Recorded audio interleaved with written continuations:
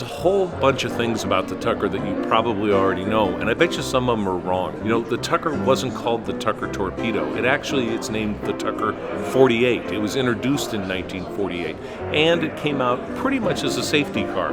But a lot of the safety features that were supposed to be on the car never made it on the car. It did have, however, a whole bunch of very cool features. You know, there's something called like the safety cell. You can actually dive down in front in the passenger footwell in front of an accident. It had, of course, the 3 headlights, one of which turns with the car. Some of them didn't make it, however. This car had a helicopter engine, actually Franklin engine. They bought air-cooled motors, and they adopted this helicopter engine. This car is the 3rd Tucker built, the 3rd of the, let's call it the production Tuckers. There really never was a production Tucker because you could call them all a prototype. One of the fun things that you'll find in this car is the horn button. The horn button on this car, if you go down far enough, is actually the symbol out of the front of a jukebox. A whole bunch of compelling stuff about the Tucker story.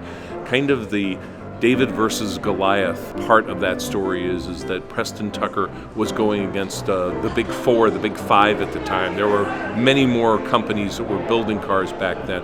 Some say that that he was the other companies had it in for him. Sometimes, if you read the story, it's that there were plenty of their own things that they messed up. But in the end, they only built 51 cars.